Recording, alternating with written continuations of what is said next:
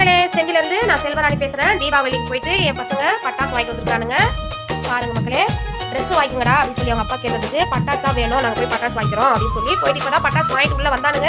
எடுத்து வைங்கடா, வீடியோ போட்டுக்கிறேன், எடுத்து வைங்கடா அப்படின்னு சொன்னா எடுத்து வச்சுக்கிறானுங்க. பாருங்க மக்களே, பட்டாசு வாங்கிட்டு வந்துருக்கானுங்க. இது வந்து வானவெடியா, வானவெடி 200 ஒரு கட்டு, 4 கட்டு வாங்கிட்டு வந்துருக்கானுங்க. இது வந்து காக்கி பட்டாசுங்களா மக்களே, இது 50 ரூபாய் 4 பேக்கெட் வாங்கிட்டு வந்துருக்காங்க.